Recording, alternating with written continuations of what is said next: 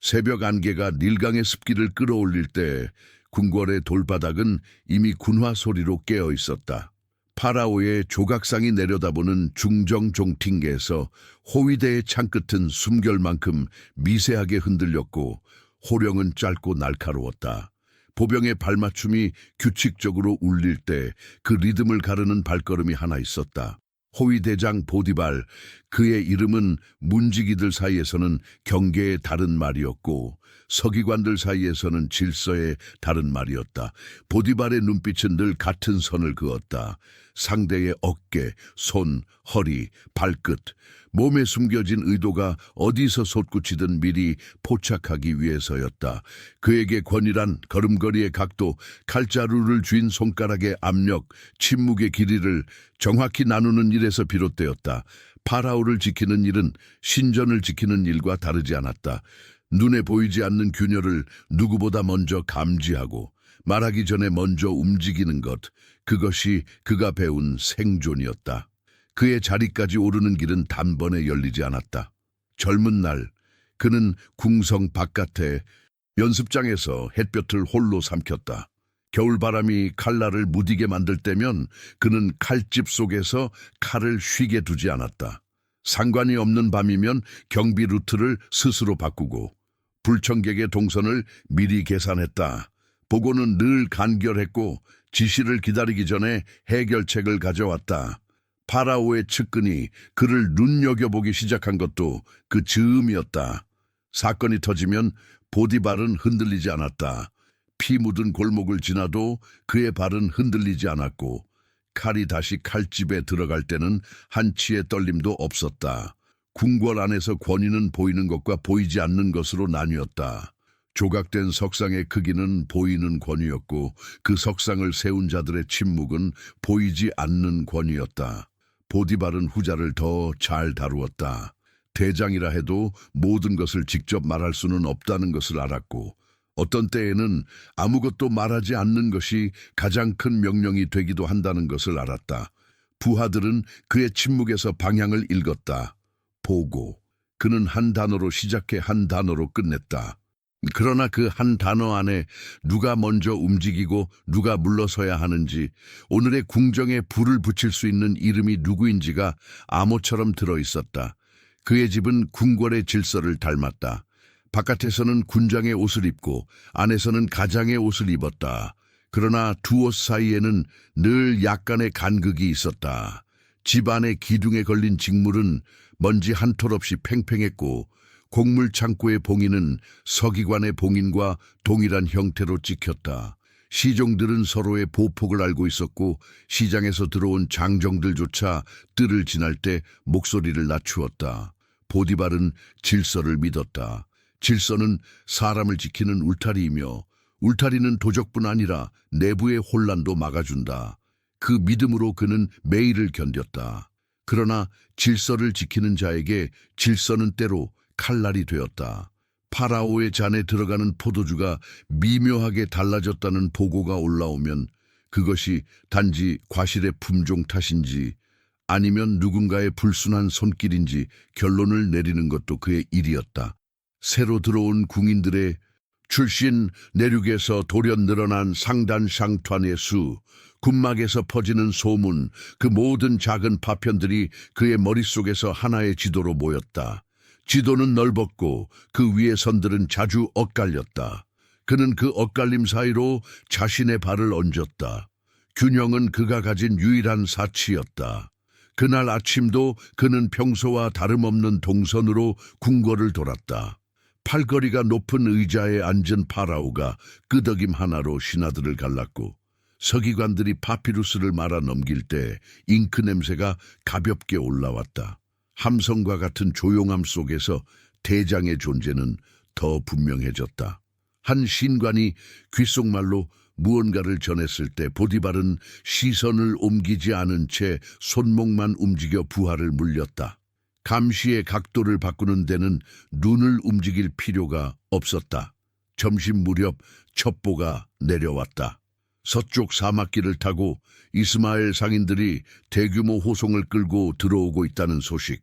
낙타의 발굽이 물고 들어오는 먼지, 말의 콧김에 섞인 건초 냄새, 새 밧줄로 묶인 진포대, 그 묘사 하나하나가 숙련된 관찰자의 손에서 나온 듯 정확했다. 보디발은 본긴을 뜯은 파피루스를 다시 말았다. 인원과 경로는 짧은 질문. 멤피스로 들어와 남쪽 창고를 거쳐 분산될 예정입니다.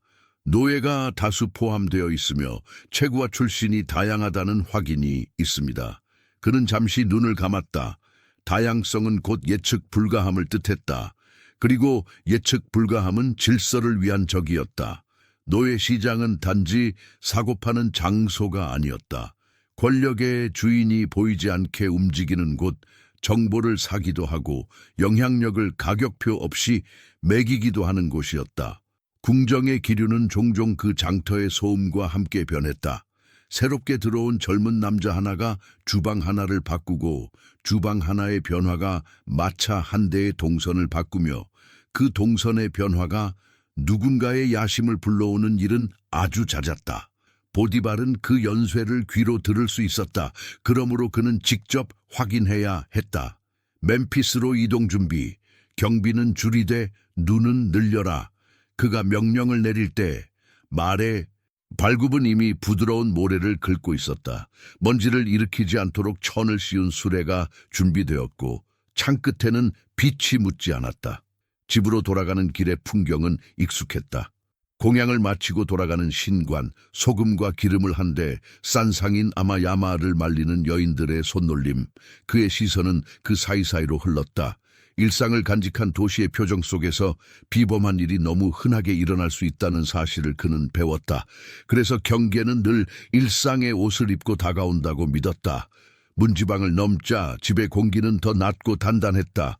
복도의 그림자는 정오의 빛에도 흐트러지지 않았고 벽의 장식은 어제와 오늘이 정확히 같았다.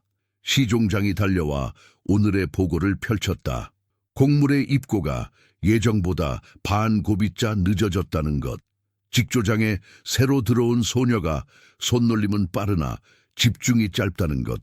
우물가에서 이름 모를 사내가 질문을 2번이나 반복했다는 것. 사소한 것들이었다.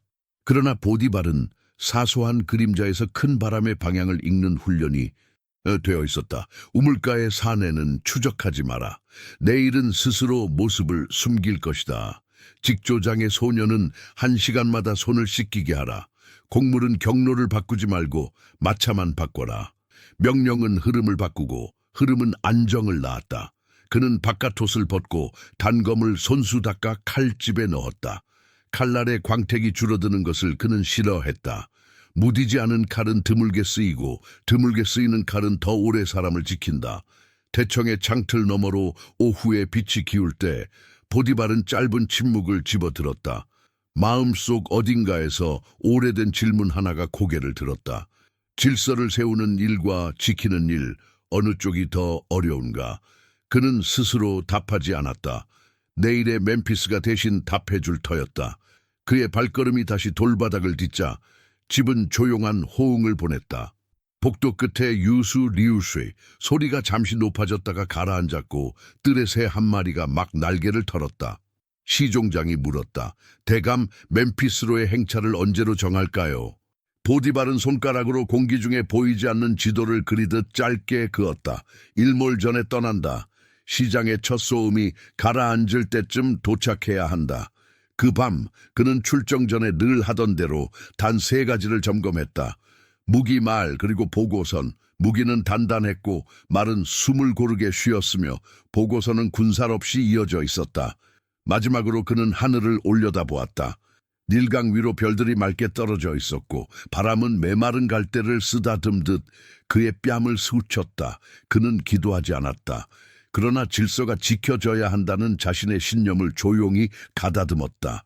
혼란은 소문을 타고 오고 소문은 늘 선명한 표정을 하고 오지 않는다. 그러니 그는 그 표정 밖의 것을 보고자 했다. 움직임의 사이, 말의 사이, 고요의 사이, 새벽녘 멤피스를 향한 길로 수레가 움직였다. 도시의 후각은 먼 곳에서 먼저 깨어났다. 가죽, 땀, 말비린내, 향유의 미량, 그리고 미처 이름 붙일 수 없는 인간들의 냄새가 바람을 타고 희미하게 섞여 왔다. 보디발은 천을 걷지 않았다. 낮은 시야로 세상을 보는 일은 때로 높은 시야보다 많은 것을 보여준다. 그가 지나는 길가에서 몇몇 상인들이 스카프를 걷어 올리며 수레를 흘끗 보았다. 그러나 누구도 그의 시선을 정면으로 마주하지 않았다. 그건 좋았다. 그의 도착을 알리는 북소리는 필요 없었다. 멤피스의 외곽, 장터의 첫자락에 닿자 소리가 먼저 몸을 쳤다. 삶의 가격이 흥정되는 장소 특유의 웅성거림, 웃음과 욕설, 계산과 환호가 같은 호흡으로 섞여 있었다. 낙타목에 걸린 방울이 귓불을 간지릴 만큼 낮게 울렸고 그 소리 사이로 쇠사슬이 스치며 만든 짧은 금속성 떨림이 한 번 지나갔다. 그는 수레에서 내리지 않고 한 치 옆으로만 몸을 틀었다. 시야에 들어온 것은 서로 다른 언어로 서로 다른 고향을 말하는 얼굴들이었다. 어떤 얼굴은 두려움으로, 어떤 얼굴은 무표정으로, 또 어떤 얼굴은 여전히 포기하지 않은 강물 같은 빛으로 자신을 지키고 있었다. 부하가 다가와 낮게 말했다. 모고와 각계 이스마엘 상인들의 호송입니다. 노예가 다수, 남녀 혼합, 눈에 띄는 청년들이 있습니다. 보디발은 대답하지 않았다. 그저 손가락 하나를 들었다. 더 가까이. 그의 시선은 한 사람을 고정해 찾지 않았다. 대신 흐름을 보았다. 누가 누구를 따라 움직이는지, 누가 누구보다 먼저 시선을 내리는지, 누가 누구의 발끝을 피해 서는지. 질서는 드러나기 전에 이미 존재한다. 그는 그렇게 믿었다. 그리고 그 보이지 않는 질서가 깨지는 소리는 늘 가장 작은 진동으로 시작되었다. 해가 목을 들어 장터의 그림자를 짧게 만들 때 보디발은 아주 미세한 변화를 들었다. 호송대열의 호흡이 한순간 비슷해졌다가 다시 어긋났다. 우연이라 하기엔 그 균일함이 너무 날카로웠다. 그는 창끝으로 가볍게 바닥을 치며 합도 A의2를 보냈다. 부하들은 흩어졌다. 장터는 아무것도 눈치채지 못한 듯 계속 소리를 키웠다. 그는 그 소리 한복판에서 자신이 해야 할 가장 단순한 결론을 떠올렸다. 직접 본다. 보고서로는 모자란다. 귀로 들은 소문은 바람을 타고 모양을 바꾸기 마련이다. 눈으로 본 질서는 폭풍 앞에 얇은 기류라도 감지시킨다. 보디발은 천천히 수레에서 내려 발을 디뎠다. 모래가 발밑에서 낮게 울렸다. 그는 어둠처럼 빠르지도 빛처럼 눈부시지도 않은 속도로 걸었다. 그 중간 질서가 숨쉬는 속도로 그의 그림자가 장터의 먼지 위에 곧게 떨어졌다. 그리고 그는 마음속으로 한 문장을 간결하게 적었다. 오늘 나는 이 호송을 내 눈으로 측량한다. 그 결심은 명령이 되었다. 멤피스의 소음은 여전히 커지고 있었으나 보디발의 발걸음은 이미 목표를 향해 방향을 틀었다. 그는 노예 호송의 진입로로 향했다. 다음을 위해, 질서를 지키기 위해. 멤피스의 장터는 전고를 앞두고 열기가 더해지고 있었다. 광장은 언어의 모자이크였다. 누군가는 아라비아의 모래바람을 묻어 온 말씨로 가격을 깎았고 누군가는 상형 문자의 음절을 닮은 박자로 손을 두드리며 계산을 재촉했다. 낙타의 고개가 천천히 흔들릴 때마다 방울소리가 공기 속의 얇은 유리처럼 가늘게 울렸다. 보디발은 수레에서 내려 장터의 중심을 향해 걸었다. 그의 발걸음은 빠르지 않았지만 길을 비키게 하는 힘을 지녔다. 사람들이 스스로 옆으로 물러났고 그의 그림자는 흙먼지 위에 칼날처럼 곧게 길을 그었다. 이스마엘 상인들의 호송은 이미 자리를 잡고 있었다. 굵은 밧줄로 묶인 말뚝, 그늘을 만드는 헝겊차양, 그리고 그 아래 줄지어 앉거나 선 사람들, 체력 좋은 남자, 값 괜찮다, 집 안 허드레실, 젊은 여자 빠르다, 목동 출신, 짐 관리에 능함. 흥정의 목소리는 생선 장수의 호객과 다르지 않았으나 여기서 팔리는 것은 손바닥으로 잡히는 물건이 아니라 한 사람의 미래였다. 보디발은 흐름을 먼저 보았다. 상인 대표는 흥정 전에는 크게 웃고 흥정이 시작되면 어딘가 살짝 고개를 숙이며 상대방의 숨소리를 듣는 습관이 있었다. 호송을 지키던 경호원은 창대를 쥔 손의 각도가 일정했다. 훈련된 손목, 느슨하지 않은 팔꿈치. 반면 줄지어 선 사람들 사이에는 다양한 리듬이 있었다. 겁에 질린 눈이 이리저리 흔들리는 남자, 무표정으로 입술을 깨무는 소년, 상황을 파악하려고 고개를 갸웃하다 다시 땅을 보는 자. 그 사이에서 보디발의 시선이 잠시 멈췄다. 한 젊은이가 있었다. 머리카락은 길게 늘어지지 않았고 얼굴에는 먼지에 얇은 막이 앉아 있었으나 눈동자만은 흐려지지 않았다. 사슬은 손목을 묶었지만 어깨의 선은 무너지지 않았다. 서 있을 때 그는 자신을 크게 보이려 하지 않았고 작게 보이려 노력하지도 않았다. 단지 그 자리에 자신의 무게로 서 있었다. 누군가 옆에서 거칠게 웃자 젊은이는 순간 고개를 돌렸는데 보디발은 그 짧은 틈에서 통제가 살아있는 시선을 보았다. 겁이 없는 것이 아니라 겁이 흘러가도록 길을 내는 눈. 그는 그 눈빛을 알아보았다. 혼란 속에서도 질서를 찾는 자의 눈이었다. 대장, 부하가 낮게 말했다. 보고서에 있던 대로입니다. 이스마엘 상단, 낙타 8, 노사의 5, 인원 28. 그중 젊은 남자 5이 눈에 띕니다. 대표는 누구지? 저 남자, 손에 홍색 끈을 감은 자. 보디발은 대표 쪽으로 천천히 걸어갔다. 상인은 그를 보더니 표정을 슬쩍 바꾸며 허리를 낮췄다. 오, 파라오의 집을 지키는 분이시군요. 멀리서도 알아보겠습니다. 우리 호송이 오늘 운이 참 좋습니다. 운이 좋다는 말은 종종 가격을 높이기 위한 말이더군. 보디발의 목소리는 낮고 평평했다. 나는 필요한 것을 산다. 과장된 말은 가격표가 아니다. 상인은 웃음을 거두지 않았다. 필요를 채워드리면 되지요. 군의 집에는 집사가 필요할 수도 일꾼이 필요할 수도 있습니다. 젊고 건강하고 맑은 눈을 가진 자들이 있지요. 특별히 한 명, 말을 줄여라, 걷자. 보디발은 상인의 옆으로 섰고 둘은 줄지어 선 사람들을 천천히 훑었다. 보디발은 젊은이 앞에서 멈추지 않았다. 먼저 세 사람을 보았다. 어깨 근육의 대칭, 손바닥의 굳은 살 위치, 발목의 붓기 여부, 숨 고르는 패턴. 그는 병사의 눈으로 건강을 가늠했고 집사의 눈으로 성실을 가늠했다. 두 사람은 좋은 품이었다. 그러나 둘 다 자신의 현재를 견디는 방식이 흔했다. 강함을 크게 보이거나 체념을 빠르게 택하거나. 그 다음 그는 처음 눈길을 준 젊은이 앞에서 멈췄다. 출신은? 보디발이 물었다. 상인이 대답했다. 히브리 사람이라 합니다. 이름은 요셉. 젊은이가 보디발을 바라보았다. 이해의 기색과 낯설미 겹쳐진 눈. 보디발은 그 눈을 피하지 않았다. 그는 말없이 젊은이의 손목, 팔꿈치, 어깨를 순서대로 보았다. 학대의 흔적이 아닌 노동의 흔적이 남아 있었다. 몸을 세우는 근육이 길게 붙어 있고 손가락은 섬세한 동작에도 익숙한 듯 미세한 흉터를 품고 있었다. 기록을 맡겨도 괜찮겠다. 그의 속으로 짧은 판단이 흘렀다. 그러나 판단은 하나로 충분하지 않았다. 그는 조용히 엄지와 검지를 들어 젊은이의 눈동자 높이를 가늠했다. 떨림이 없었다.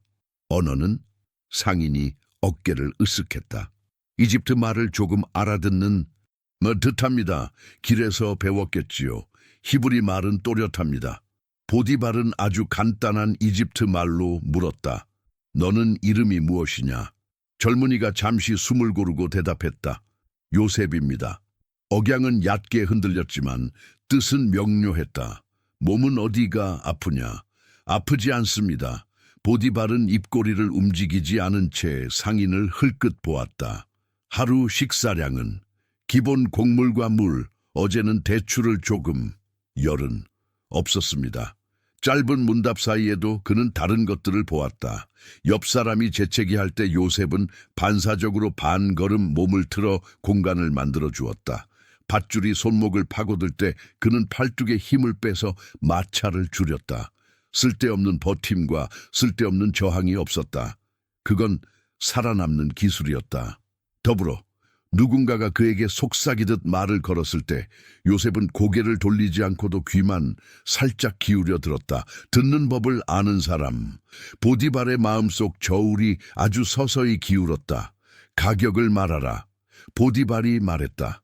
상인의 미소가 깊어졌다. 군의 집이라면 우리가 모르는 혜택이 있겠지요.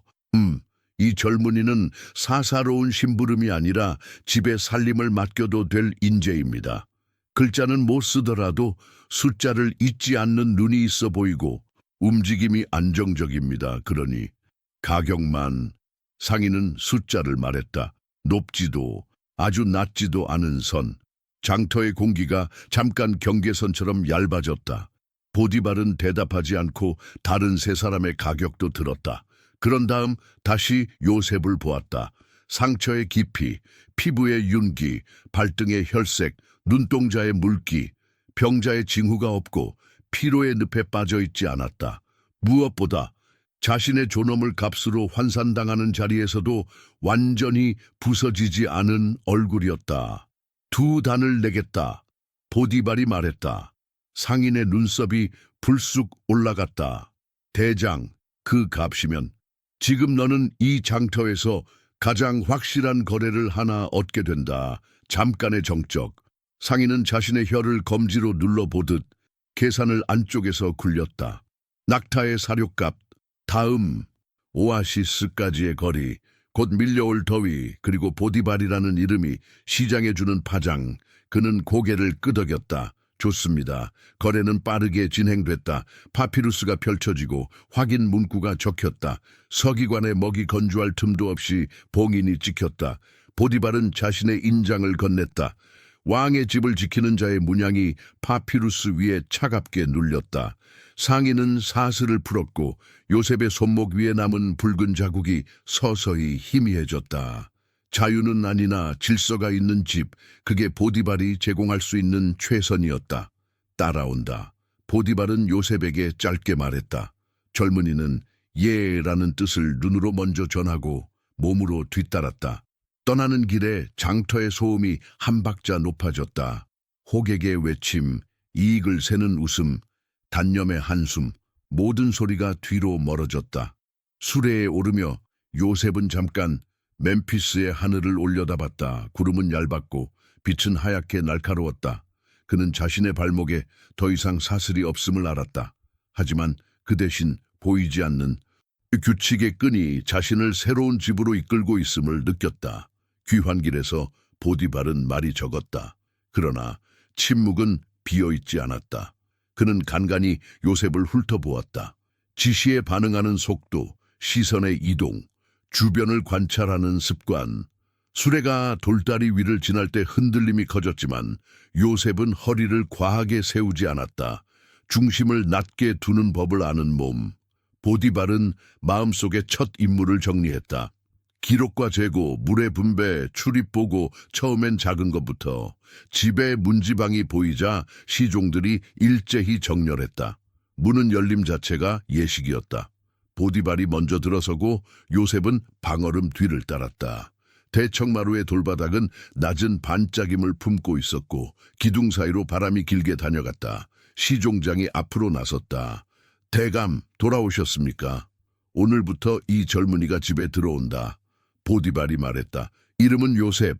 먼저 규범을 알리고 말은 적게 시켜라. 이틀은 관찰만 시키고 셋째 날부터 기록을 맡긴다. 시종장이 고개를 숙였다. 명 받들겠습니다. 보디발은 요셉을 잠시 바라보았다. 여기서는 말보다 질서를 먼저 배운다. 질문은 허락한다.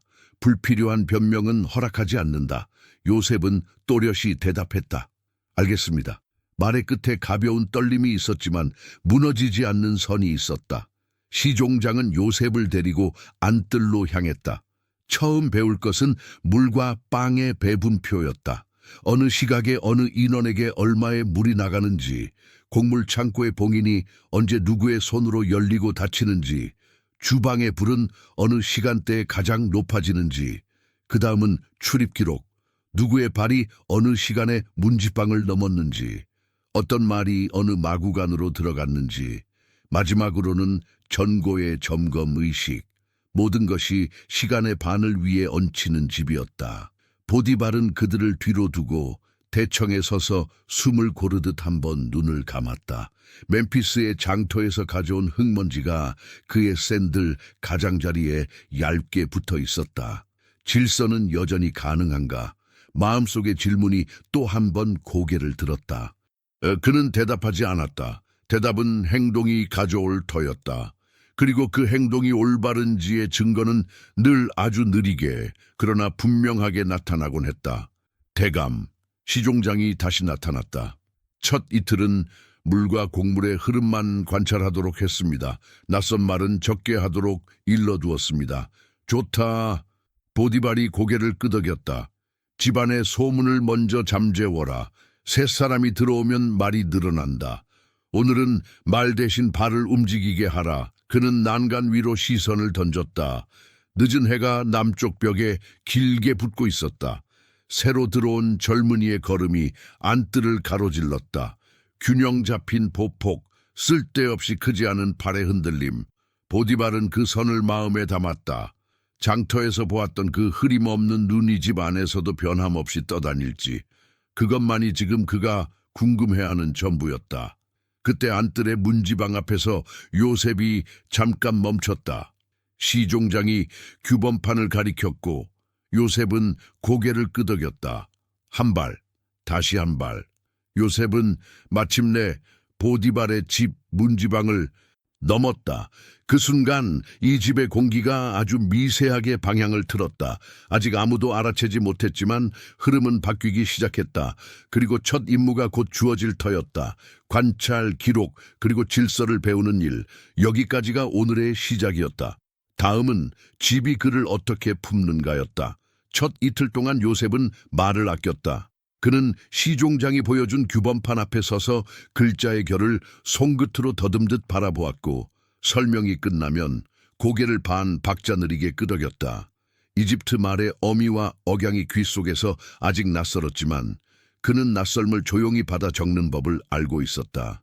물 한가리의 여분, 곡물 자루에 목을 묶은 마의 듭, 봉인에 남는 미세한 균열까지 요셉의 눈은 놓치지 않았다.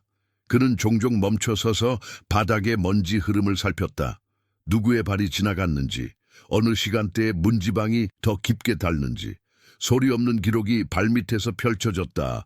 물 분배표를 배우는 시간, 시종장은 손가락으로 한가리를 짚었다. 이 줄은 오전, 이 줄은 해가 정수리에 올 때, 이 줄은 저녁이다. 병자에게는 작은 잔 하나를 더. 요셉은 잔의 입구지름을 눈으로 가늠했다. 두 손에 각각 잔을 들어 일정한 속도로 붓더니 남는 물의 높이를 정확히 맞췄다. 시종장이 눈썹을 올렸다. 숫자를 읽느냐? 요셉이 고개를 저었다. 숫자를 읽지 못해도 물의 무게는 잊지 않습니다. 발음은 거칠었으나 뜻은 맑았다. 셋째 날부터 그는 기록을 맡았다. 파피루스의 선이 그의 소나귀에 닿을 때 촉감이 먼저 길을 만들었다. 자모의 끝을 정확히 맞추지 못해도 그는 표식을 통일했다. 들어옴, 나감, 보관, 소모. 작은 도형 몇 개를 서로 약속한 기호처럼 배치해 누구라도 순서만 보면 흐름을 읽을 수 있게 했다. 시종들은 처음엔 그 표식에 고개를 갸웃했지만 이틀째가 되자 누가 먼저 묻지 않아도 도형만 보고 말을 꺼냈다. 정고 이후에 곡물 하나가 빠졌네. 아니, 저 도형은 보관 위치 변경이야. 소리가 줄고 몸이 먼저 움직였다. 보디발이 원하던 풍경, 질서가 말 대신 걸어다니는 집이 조금씩 나타났다. 언어의 벽도 빠르게 얇아졌다. 요셉은 부엌 어미들의 짧고 굵은 명령, 마구간 관리인의 늘어진 사투리, 수문장들의 반쯤 욕설 같은 호흡을 따로따로 받아들였다. 밤이면 그는 마당 돌기둥에 등을 대고 낮에 들은 단어들을 입술 뒤편에서 조용히 굴렸다. 물, 항아리, 봉인, 점검. 다음 날 아침 같은 단어가 다른 자리에 놓일 때 그는 억양을 바꿔 다시 내놓았다. 틀려도 흐트러지지 않았다. 고쳐지는 속도가 중요했다. 보디발은 멀찍이서 그 과정을 지켜보았다. 보고서는 짧아졌고 오류는 더 빨리 발견되어 더 빨리 고쳐졌다. 한낮의 점검에서 그는 곡물 창고의 봉인을 살피다가 봉인 아래 낀 아주 미세한 모래줄기를 보았다. 왜 이쪽에만 모래가 얇게 쌓였지? 시종장도 눈을 좁혔지만 잘 보이지 않았다. 요셉이 한 걸음 나서더니 대나무 솔을 가져와 바닥을 가볍게 쓸었다. 모래가 부드럽게 번졌다가 봉인 바로 앞에서 얇게 끊겼다. 요셉은 조용히 말했다. 문이 열렸다 닫힐 때 누군가 발을 이 선에서 떼었습니다. 몸을 돌려나갈 때 발끝이 미세하게 닿아 여기에만 모래가 덜 쌓였습니다. 그러나 봉인은 훼손되지 않았습니다. 두 사람이 동시에 들고 열어야 하는 규범을 따랐기 때문입니다. 시종장이 숨을 내쉬었다. 그럼 문제는 없습니다. 다만 출입을 맡은 자가 교대 시간을 바꾸었습니다. 발의 보폭이 다릅니다. 요셉의 말은 짧았으나 보디발은 그 짧음에서 정확함을 들었다. 그날 오후 보디발은 작은 시험을 하나 준비했다. 주방에 기름 한가리 2개를 서로 바꿔두고 표식만 바꿔 붙였다. 대부분의 시종들은 표식대로 움직여 기름을 가져왔고 아무도 남은 흔적의 두께를 보지 않았다. 그러나 요셉은 항아리 목둘레에 맺힌 기름빛의 띠를 보고 멈췄다. 표식이 틀렸습니다. 이 항아리는 하루 더 묵었습니다. 색이 아주 얕게 어두워졌습니다. 그는 표식을 원래대로 돌려두었다. 보디발은 표정 없이 돌아섰지만 마음속의 저울이 한 칸 더 기울었다. 보고의 소리가 없다. 정답만 있다. 일의 위임은 조용히 넓어졌다. 처음에는 물과 곡물, 다음에는 출입과 마구간, 그 다음에는 임시 인력 배치. 요셉은 사람을 배치할 때도 물처럼 배치했다. 이 사람은 힘이 좋지만 같은 동작을 오래 못합니다. 짧고 빠른 일을 자주 주십시오. 이 사람은 손이 섬세하나 판단이 느립니다. 규범판 옆에 붙여 작은 결정에만 관여하게 하십시오. 그 배치는 흩어져 있던 리듬들을 하나의 박자로 묶었다. 불필요한 부딪힘이 줄어들자 푸죽간의 칼은 덜 미끄러졌고 마구간의 말은 덜 흥분했다. 작은 사고가 줄어드니 큰 꾸짖음도 줄었다. 꾸짖음이 줄자 소문이 마르고 수군대는 시간이 일로 바뀌었다. 밤이 깊을수록 보디발의 발걸음은 더 조용해졌다. 그는 안뜰을 가로지르는 요셉의 그림자를 몇 번이나 멀리서 보았다. 별빛 아래의 그 그림자는 크지도 작지도 않았다. 자신을 크게 보여 얻으려 하지 않고 자신을 지워 잊히려 하지도 않았다. 단지 제자리에 있었다. 보디발은 자신에게 물었다. 질서를 맡길 수 있는가? 질문은 쉽게 고개를 끄덕이지 않았다. 권한을 준다는 것은 칼을 나눠 쥐는 일과 같았다. 그러나 그의 집은 이미 그 답으로 이동하고 있었다. 흘러내리던 모래가 제 그릇을 찾아가듯이 하루는 빵 반죽에서 소금 맛이 미묘하게 사라진 사건이 있었다. 부엌에 어미들이 서로를 쏘아보았고 반죽을 한 소녀는 울먹였다. 내가 소금을 요셉이 그들 사이에 서서 반죽을 손가락으로 조금 집어 맛보더니 물 한가리를 가리켰다. 물을 나눈 자가 바뀌었습니다. 이 물은 대청 옆 한가리의 물이 아니라 바깥쪽 얕은 한가리의 물입니다. 소금기가 덜합니다. 반죽을 한 소녀의 손은 잘못이 없습니다. 물 한가리의 뒤쪽 다른 태의 무늬가 미세하게 달랐다. 시종장의 얼굴빛이 누그러졌다. 엉킨 매듭 하나가 풀리는데 필요한 것은 큰 꾸짖음이 아니라 작은 구분이었다. 이틀 뒤에는 마구간의 말 한마리가 밤마다 사슬을 흔드는 일이 있었다. 관리인은 귀신을 들먹이며 목소리를 낮췄다. 요셉은 말의 눈을 오래 들여다보더니 사슬의 길이를 한마디 줄였다. 밤마다 풀려있는 곱비 끝이 등줄기를 간지렸습니다. 말이 모기 소리처럼 자기 꼬리의 흔들림을 듣고 사슬을 당긴 겁니다. 그날 밤 금속 소리는 들리지 않았다. 보디발은 그 사실을 다음날 아침 보고로 듣고도 내색하지 않았다. 작은 소란이 사라졌을 때 집은 가장 크게 숨을 쉰다. 시간은 요셉에게 언어를 주었고 언어는 그에게 권한을 조금씩 열었다. 그는 일을 맡을 때마다 먼저 걷고 보고할 때는 먼저 멈췄다. 멈춤 안에는 왜가 있었고 걸음 안에는 어떻게가 있었다. 그의 손이 닿는 자리마다 낭비가 줄어들자 곡물 자루의 목은 더 오랫동안 무거웠고 항아리의 그늘은 더 오래 시원했다. 그리고 사람들의 표정도 조금 바뀌었다. 경계가 줄자 움직임이 정직해졌다. 정직한 움직임은 다시 요셉을 향한 신뢰를 쌓았다. 신뢰는 말을 필요로 하지 않았다. 그저 다음 날의 질서로 증명되었다. 보디발은 마침내 작은 장부 하나를 내밀었다. 집안 거래가 뒤섞여 실책이 잦던 일감이었다. 사흘 안의 흐름만 보아라. 누구의 잘못도 묻지 않는다. 요셉은 장부를 받아들고 밤마다 등잔불 아래에서 기호를 옮겼다. 네모는 보관, 세모는 분배, 둥근 점은 외부 거래. 그는 모서리를 서로 이어 선으로 만들었다. 선은 어느 대목에서 한 번 겹치고 어느 대목에서 사라졌다. 사흘째 아침 요셉은 장부를 보디발 앞에 펼쳤다. 장정 하나가 장터로 나갈 때마다 외부 거래가 늦습니다. 그 장정은 길에서 사람들과 오래 이야기합니다. 사람은 성실하나 길에서의 발이 느립니다. 마차를 맡기지 말고 창고를 맡기십시오. 보디발은 눈을 들었다. 너는 사람을 무엇으로 재느냐?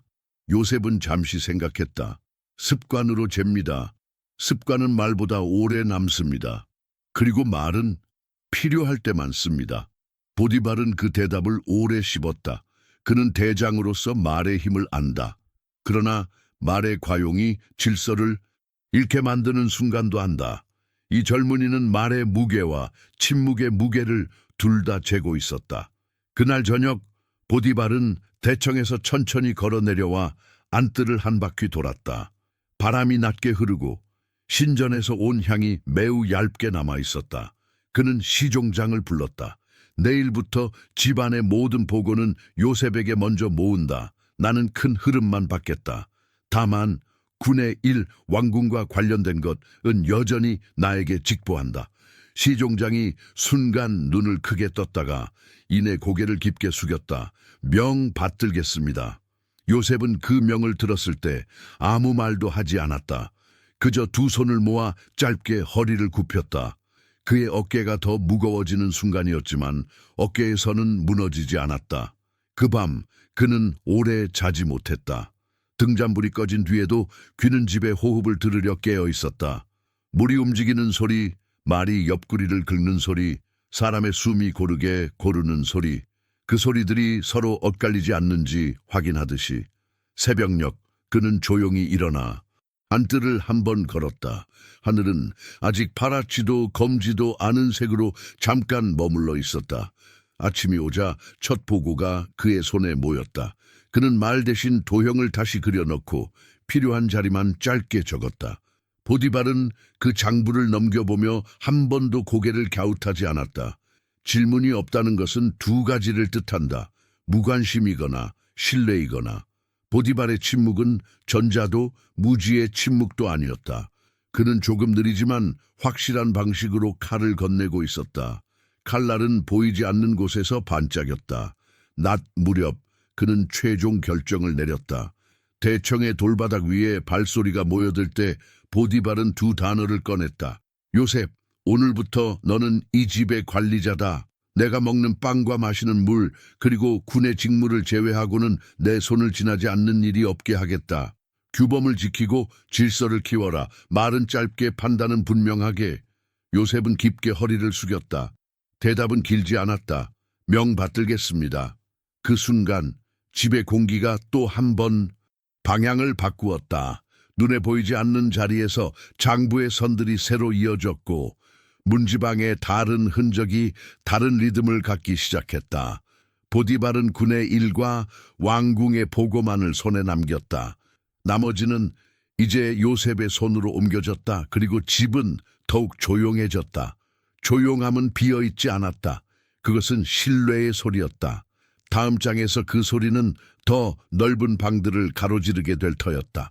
왕궁의 돌바닥은 늘 어둡고 매끄러웠다. 그 위를 지나가는 발소리는 낮게 깔렸고 명령의 문장들은 짧았다. 궁정에서는 누구나 자신의 자리를 침묵으로 측량했다. 아침 조회가 끝나면 보디발은 서기관들이 말아 넘기는 파피루스의 잉크 냄새 속에서 하루의 균열을 먼저 찾았다. 변방의 경비 교대가 미세하게 늦어졌다는 보고, 곡창지대에서 밀수 황량이 예상치보다 얕다는 숫자, 신전으로 들어간 향유의 단지가 평소보다 2개 더 많다는 기록. 각각은 사소했지만 사소함이 동시에 발생할 때 그것은 징후가 되었다. 그는 손끝으로 파피루스의 모서리를 한번 문지르고 머릿속 지도를 조용히 수정했다. 옆자리에 장교가 눈을 들면 보디발은 고개만 아주 조금 끄덕였다. 말없이 합도 예툭가 오갔다. 궁정 밖에서는 같은 사람이 다른 옷을 입었다.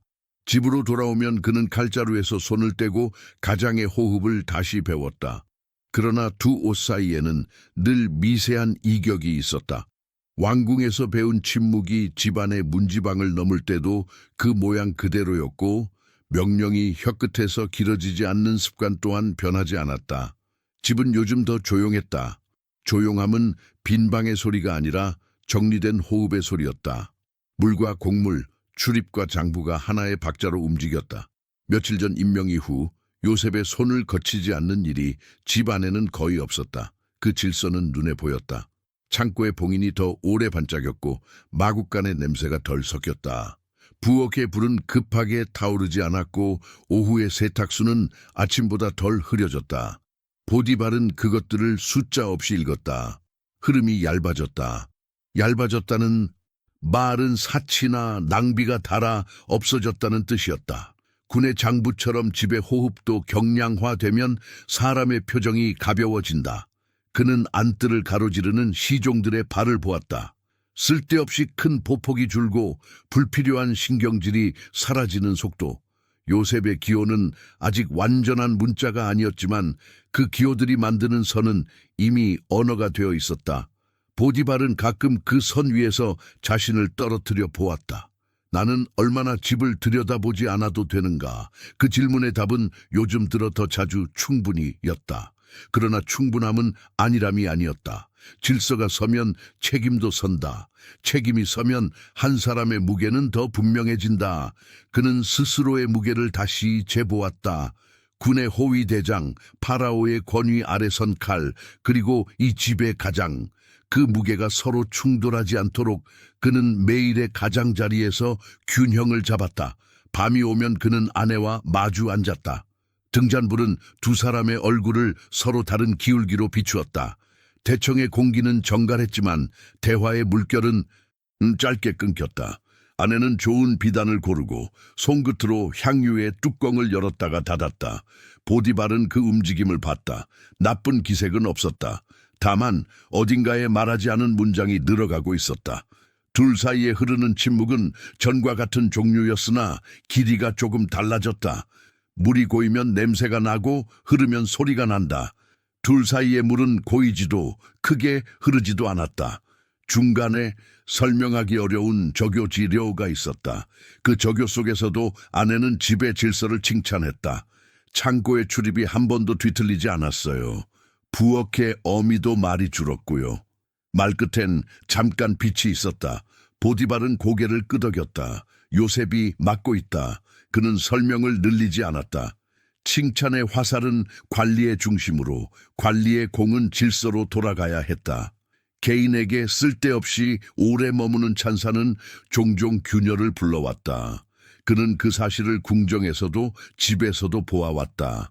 아침마다 그는 왕궁으로 들어가기 전 집의 바람을 점검했다. 문지방의 달은 부채살 장독대 그늘의 색, 우물가에 놓인 동이의 각도. 어제와 같다면 안심했고 다를 때는 이유를 찾았다. 다름이 이유를 가지면 질서는 유지된다. 이유 없는 다름은 혼란의 씨앗이 된다. 요셉이 들어온 뒤로 다름은 대부분 이유를 가졌다. 어느 날은 식수 동이가 반 손가락가량 더 안쪽으로 들어갔다. 해가 일찍 기울었기 때문이었다. 어느 날은 우물가의 발자국이 한 겹 더 얇았다. 물을 나누는 일을 두 사람이 번갈아 맡았기 때문이었다. 변하는 것과 변하지 않는 것을 분간하는 눈. 그것이 요셉이 이 집에 가져온 첫 번째 재능이었다. 왕궁에서는 다른 재능이 필요했다. 사람의 얼굴에서 정치의 냄새를 맡는 일, 명령과 요청의 경계를 본능으로 가르는 일, 때로는 침묵이 칼보다 빠르다는 것을 증명하는 일. 파라오의 옆에서는 모두가 말을 했다. 그러나 결정은 언제나 한 문장으로 내려왔다. 보디발은 그 문장이 나오기 전 칼을 다시 칼집에 넣는 타이밍을 배워야 했다. 칼을 드는 것은 쉽다. 넣는 것은 어렵다. 특히 명예가 칼날을 더 날카롭게 만들 때는 더더욱. 그는 궁정에서 돌아오는 길마다 손에 남은 힘을 마당의 바람에 쓸어내렸다. 그 와중에도 그는 자신이 맡은 사람들을 잊지 않았다. 이름이 아니라 습관을 기억했다. 누가 보고 전에 먼저 서류를 말아놓는지, 누가 말없이 창고의 자물쇠를 한 번 더 확인하는지. 습관은 변해도 바탕은 드물게 변한다. 보디발은 그 바탕을 믿었다. 그 믿음의 한복판에 요셉이 있었다. 젊은 히브리 청년의 걸음은 여전히 과하지 않았다. 칭찬 앞에서도 꾸짖음 앞에서도 요셉의 어깨는 같은 선으로 서 있었다. 아침 보고에서 잘했습니다라는 말이 섞일 때도 그는 말의 길이를 늘리지 않았다. 대신 다음 표식을 조용히 바꿨다. 결과가 말하는 집, 보디발이 원하는 집이 더 단단해졌다. 그러나 질서의 강화는 늘 다른 균열을 데려오는 법이다. 어느 날 부엌에 젊은 시녀 둘이 작은 일로 언성을 높였다. 보디발이 대청에 들어섰을 때 소리는 이미 사라졌지만 벽에 기류의 잔향이 남아 있었다. 그는 묻지 않았고 요셉은 보고하지 않았다. 그날 저녁 표식의 한 귀퉁이에 아주 작은 점 하나가 찍혔다. 주방, 교대 배치 변경 임시. 다음 날 언성은 들리지 않았다. 평온은 돌아왔지만 보디발은 평온의 이면을 알았다. 고요 앞에는 언제나 작은 거친 물결이 깔린다. 집은 평온을 유지했고 그는 그 평온이 누군가의 침묵 위에 놓여있지 않은지 귀로 더듬었다. 밤이 깊어질수록 보디발의 고민은 더 선명해졌다. 사람에게 주는 권한은 어디까지여야 하는가?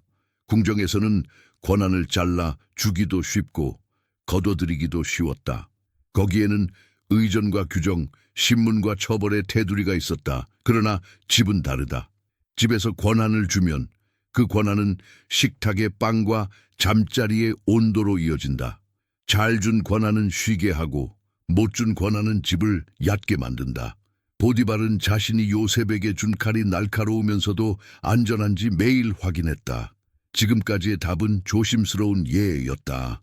어느 늦은 오후 왕궁에서 긴 회의가 끝나자 파라오의 측근이 보디발을 불렀다. 변방 병참의 점검이 필요하다는 전갈이었다. 경비대의 소문이 엇갈렸고 보급로의 일부가 밤마다 얇아진다는 보고가 있었다. 현장에 가야 했다. 2해 전에도 비슷한 일이 있었고 그때 그는 늦게 움직였다. 늦음은 곧 비용이 되었고 비용은 한 달 동안 궁정 전체의 호흡을 거칠게 만들었다. 이번에는 늦을 수 없었다. 그는 짧게 대답했다. 오늘 해가 기울기 전에 떠나겠습니다. 집으로 돌아오며 그는 말보다 먼저 생각을 정리했다. 떠난다. 집은. 떠나는 자가 먼저 집을 걱정하는 것은 당연했다. 그러나 이번에는 걱정의 무게가 가벼웠다. 요셉이 있었다. 그가 만든 기호와 선, 그리고 말 대신 움직이는 규범. 보디발은 대문 앞에서 말의 고삐를 내려놓고 천천히 장대 높은 대청으로 올라섰다. 안뜰은 늦은 햇빛에 조용히 잠겨 있었다. 한가리의 단단한 곡선과 기둥의 그림자가 맞물리는 자리에서 요셉이 시종장과 짧게 말을 섞고 있었다. 손짓은 작았고 고개 끄덕임은 분명했다. 보고가 흐르고 명령이 짧게 흡수되는 집. 보디발은 그 풍경을 한 번 더 눈에 담았다. 그는 아내를 찾았다. 떠남을 알리는 말은 장황할 필요가 없지만 부부 사이에서 말의 길이는 때로 배려가 된다. 변방을 점검해야 하오. 며칠이 걸릴 수 있소. 아내는 고개를 끄덕였다. 표정은 흔들리지 않았다. 집은 걱정 마세요. 요셉이 있잖아요. 그 말은 사실이었고 사실은 안도와 함께 묵직한 감정을 남겼다. 보디발은 잠깐 아내의 눈을 보았다. 등잔불이 켜지기 전 햇빛의 마지막 조각이 그녀의 눈동자에 얕게 머물렀다. 그 빛은 금방 사라질 것이었다.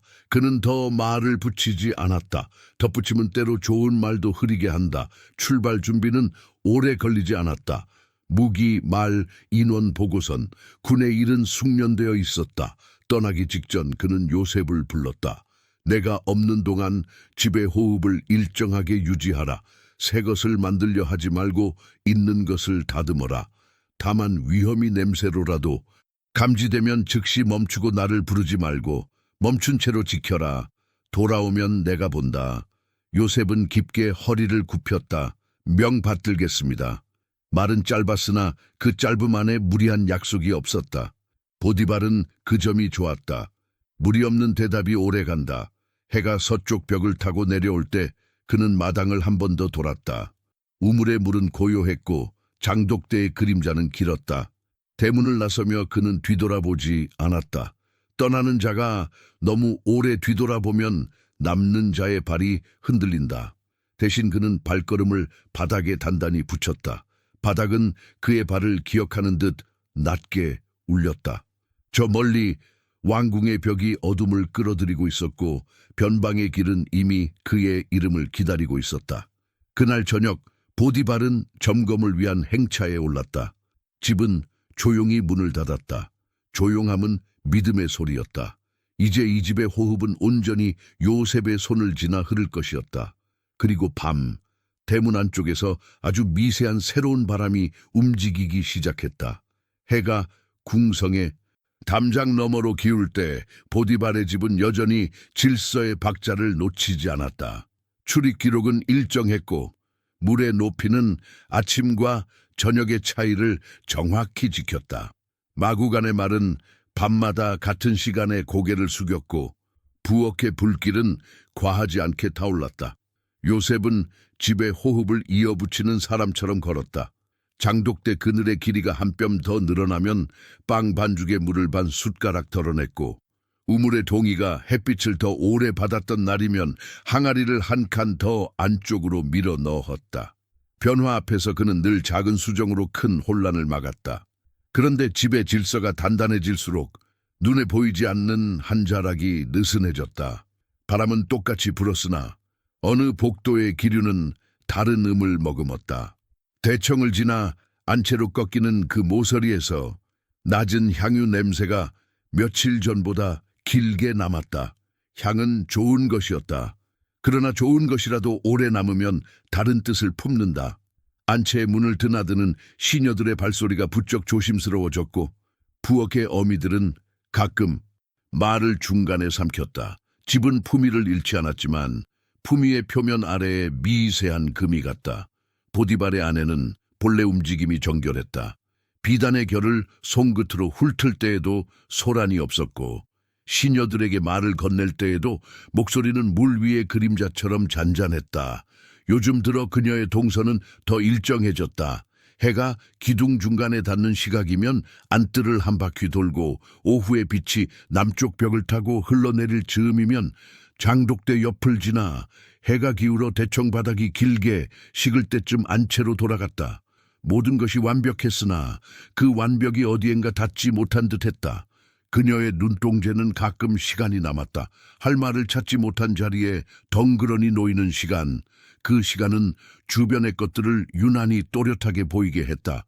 요셉의 걸음도 그녀의 시야에 자주 들어왔다. 처음엔 집의 관리자와 안주인의 시선이 교차하는 자연스러운 순간이었다.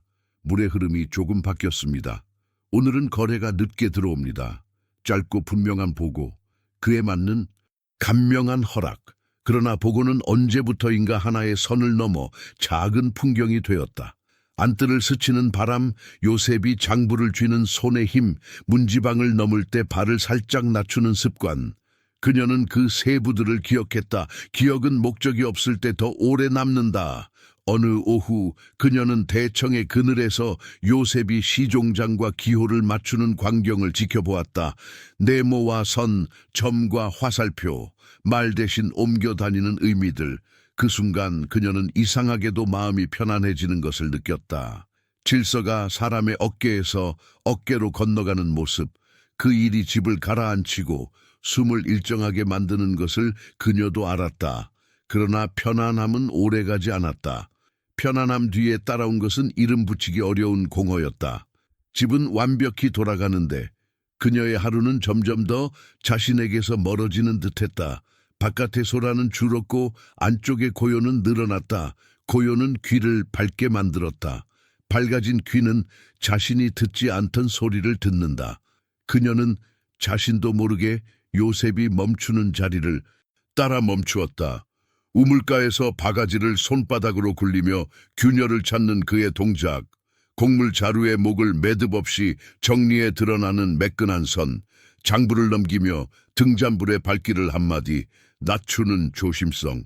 그녀는 그 조심성이 사람을 편안하게 만든다는 것을 알았다. 그 조심성은 체면이 아니라 배려에서 나온 것이었다. 배려는 그 자체로 온기였다. 온기는 오래 머물 공간을 찾는다. 하루는 부엌을 지나는 길이었다. 빵 굽는 냄새가 서서히 단맛을 드러낼 때 요셉이 어미에게 말했다. 오늘은 소금을 늦게 넣으십시오. 물이 좀 더 무거워져 있습니다. 해가 어제보다 일찍 기울었습니다. 말은 짧았지만 그 짧은 말이 한 끼의 맛을 바꾸었다. 어미는 표정을 풀었다. 알겠다. 보디발의 아내는 그 장면을 멀리서 보았다. 사소한 배려가 사람의 날을 바꾸는구나. 생각이 들자 생각은 쉽게 멈추지 않았다.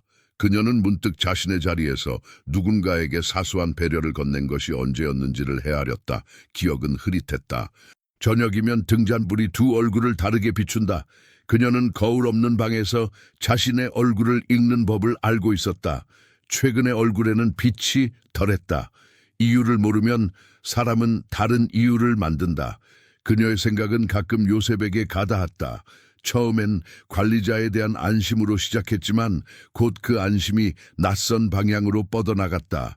누군가의 정확함과 온기는 때로 칠해지지 않은 벽처럼 시선을 머물게 한다. 시선이 오래 머물면 마음은 몸보다 먼저 움직인다. 그녀는 스스로를 단정하려 했다. 나는 이 집의 안주인이다. 이 말은 오래된 방패였다. 그러나 방패는 상대를 상상하게 한다. 없는 전투도 상상 속에선 생겨난다. 그녀는 요셉과의 거리를 의식적으로 두어 보았다. 보고는 시종장을 통해 들었다. 안뜰의 통로를 일부러 늦게 건넜다. 그러나 의식된 회피는 역설적으로 의식이었다. 돌아서도 돌아선 것을 스스로 알았다. 알면 기억은 더 오래 붙는다. 신녀들 사이에는 작은 소문이 생겨났다. 소문은 이름을 직접 말하지 않았다. 다만 젊은 관리자 히브리 청년 같은 외곽의 호칭을 떠올렸다. 호칭은 안전해 보이지만 그 안전이 앉을 자리는 집안에 없다. 보디발의 아내는 그 기류를 알아챘다. 그녀는 한번 단호하게 그 흐름을 잘랐다. 집에서는 소문 대신 규범을 말한다. 시녀들은 고개를 숙였다. 소리는 사라졌지만 고요는 더 두터워졌다. 잘린 말의 끝자락은 공기에 남아 사람의 등을 스쳤다. 어느 날은 비단을 고르던 그녀가 요셉을 불렀다. 안뜰의 장독대 그늘이 조금 옮겨졌어요. 물은 어디에 두는 게 좋지요? 평범한 질문, 평범한 답변이어야 했다. 요셉은 잠깐 생각하더니 조용히 말했다. 오늘은 우물의 물이 조금 더 차갑습니다. 안쪽 항아리를 쓰시지요. 그녀는 고개를 끄덕였고 말 없는 순간이 이어졌다. 그 침묵은 예의 바른 침묵이었지만 예의 뒤에 다른 기류가 껴들었다. 그녀는 시선을 돌렸다. 그러나 마음은 한 박자 늦게 돌았다. 밤, 그녀는 혼자 남아 등잔불의 심지를 짧게 잘랐다. 불길이 낮아지자 방의 경계가 가까워졌다. 가까워진 경계 속에서 사람은 더 선명해진다. 그녀는 자신의 손등을 바라보았다. 나이가 아니라 시간의 결이 보였다. 시간을 묻지 못한 많은 날들이 주름 속에 조용히 앉아 있었다. 바깥의 질서는 요셉의 손에서 고요를 얻고 있었지만 그녀의 안쪽은 반대로 흔들렸다. 흔들림은 사소한 계기를 기다린다. 작은 발자국 소리, 짧은 눈짓, 우연한 마주침. 우연은 집 안에서도 길을 찾는다. 그 계기는 생각보다 평범하게 왔다. 어느 늦은 아침, 안채의 많은 시녀들이 시장 심부름으로 나가고 부엌의 어미들이 우물가에서 오래 머물렀다. 대청의 그림자는 길었고 바람은 낮았다. 집은 드물게 적막했다. 요셉은 창고의 봉인을 확인하고 돌아오는 길에 복도 모서리에서 그녀와 마주쳤다. 문지방의 낮은 먼지가 살짝 일었고 둘의 그림자가 겹치는 시간이 아주 짧게 늘어났다. 관리자. 그녀가 먼저 말을 걸었다. 목소리는 고요했고 고요함이 오히려 소리였다. 오늘은 집이 유난히 조용하군요. 사람들이 장에 나갔습니다. 요셉이 답했다. 정오 전에 돌아올 겁니다. 그녀는 고개를 끄덕였다. 말은 거기서 끝날 수 있었다. 끝났어야 했다. 그러나 그녀는 한마디를 더 얹었다. 조용하면 사람은 자신을 더 크게 듣게 되지요. 그 말은 칼날 같지도 향기 같지도 않았다. 그러나 요셉은 그 말의 안쪽을 들었다. 그는 시선을 낮추며 한 걸음 물러섰다. 조용할수록 규범을 더 분명히 하겠습니다. 대답은 정확했다. 정확함은 때로 거부이기도 하다. 그녀의 눈동자가 아주 조금 흔들렸다. 그 흔들림은 금세 가라앉았지만 가라앉는 동안 바닥에 파문 하나가 생겼다. 파문은 보이지 않는 곳에서 번져 나간다. 그날 저녁 그녀는 등잔불을 2개 켰다가 하나를 껐다. 빛의 수가 바뀌자 방의 성격이 달라졌다. 문과 기둥, 비단의 결이 다른 이야기를 했다. 그녀는 오래 앉아 있었다. 생각은 처음엔 표정으로, 다음엔 호흡으로, 마지막엔 동선으로 옮겨 붙는다. 그녀의 동선은 다음 날부터 미묘하게 바뀌었다. 안뜰을 도는 시간, 복도의 모서리를 지나는 속도, 시녀를 부르는 간격, 요셉과 마주치는 확률이 높아졌다. 우연은 방향을 갖기 시작했다. 요셉은 그 방향을 느꼈다. 그는 보고의 길을 더 단축했고 복도에서는 한 박자 빠르게 몸을 틀었다. 그녀가 말을 건네면 답은 더 짧아졌다. 짧음은 예의이자 경계였다. 경계는 더 이상 자신만의 문제가 아니었다. 집의 질서가 흐트러지면 흐트러진 것은 한 사람의 마음이 아니라 많은 사람의 노동이었다. 그는 그것을 알았다. 그래서 말 대신 규범판을 더 자주 손봤다. 기호의 자리를 살짝 바꾸고 선의 방향을 한 치 꺾었다. 질서는 사람의 마음을 직접 만지지 못하지만 마음의 동선을 돌아 나와 발의 길을 바꿀 수 있다. 그러나 규범이 모든 것을 막아주지 못했다. 사람의 마음은 규범의 사다리를 타고도 내려오고 침묵의 벽을 통해서도 스민다. 며칠 뒤 그녀의 눈빛은 더 맑아졌고 말은 더 절약되었다. 절약된 말은 무게를 얻는다. 무게. 있는 말은 언제나 타이밍을 준비한다. 그 타이밍은 집이 가장 비는 시간, 소리 없는 틈에 찾아온다. 마침내 그날이 왔다. 아침부터 부엌은 장터로 심부름을 보냈고 마국간의 하급 시종들은 말굽을 갈러 외곽으로 나갔다. 장독대 곁에 그늘은 얇았고 안채의 문은 반쯤 열려 있었다. 요셉은 장부를 정리해 대청의 상 위에 올려두고 우물가로 내려가려 했다. 그때 안채의 안쪽에서 부르는 소리가 들렸다. 관리자. 그녀의 목소리는 낮았으나 낮음이 멀리까지 번졌다. 집은 평소보다 조용했고 조용함은 소리를 더 또렷하게 만들었다. 요셉은 잠깐 멈춰섰다. 발끝이 문지방 앞에서 아주 조금 멀어졌다. 그는 천천히 고개를 돌렸다. 그녀는 문 안쪽에 서 있었다. 등 뒤로 비단의 결이 길게 흘렀고 방 안의 빛이 그녀의 어깨에서 얕게 쏟아졌다. 그녀의 시선은 흔들리지 않았다. 흔들림 대신 결심이 있었다. 결심은 말보다 먼저 방 안의 공기를 바꾸었다. 오늘은 집이 비었군요. 그녀가 말했다. 전곳까지 누구도 오지 않겠지요. 요셉은 숨을 아주 짧게 들이켰다. 해야 할 점검이 남았습니다. 그녀는 한 걸음 다가섰다. 발소리는 깃털 같았고 깃털은 바닥의 먼지를 흔들지 않았다. 점검은 나중으로 미뤄도 됩니다. 지금은 그녀는 말을 잠시 접었다. 말이 접히는 자리에서 숨이 길어졌다. 길어진 숨은 오래 준비한 마음의 길이었다. 요셉은 눈을 낮추고 한 걸음 물러섰다. 물러섬은 회피가 아니라 선언이었다. 그러나 선언은 아직 말이 되지 않았다. 공기가 더 얇아졌고 얇아진 공기는 작은 소리에도 떨렸다. 멀리서 한가리 뚜껑이 아주 가볍게 울렸다. 그 소리는 누구에게도 들리지 않았지만 요셉의 귀에는 분명했다. 지금은 규범을 분명히 해야 한다. 그는 입술을 열었다. 그러나 말이 나오기 전 그녀의 눈빛이 먼저 다가왔다. 그 눈빛에는 오랜 시간 쌓인 고요와 허기 그리고 결정이 섞여 있었다. 허기는 배고픔만이 아니었다. 누구도 묻지 않은 질문, 누구도 채우지 못한 빈자리, 그런 것들이 그녀의 눈동자에 얇게 떠 있었다. 그녀는 더 다가섰다. 문과 복도 사이의 거리가 사람 두 걸음 사이의 거리만큼 좁아졌다. 그날 집은 가장 고요한 방식으로 가장 큰 소란 앞에 섰다. 전국까지는 아직 한동안 남아 있었다. 그리고 그녀는 결심을 행동으로 옮기기로 했다. 전고가 멀었지만 집은 이미 낮잠을 자는 듯 고요했다. 복도 모서리의 공기는 얇았고 문지방 위의 먼지는 흔들릴 준비를 하고 있었다. 안채의 문이 반쯤 열리자 빛이 바닥에 칼날처럼 흘렀다. 그녀 보디발의 안에는 그 빛의 한복판에 멈춰 서 있었다. 결심이 얼굴의 가장자리를 단단히 잡고 있었다. 멀리서 항아리 뚜껑이 한번 가볍게 울렸고 그 울림은 귀를 깔고 지나가는 바람처럼 금세 사라졌다. 관리자.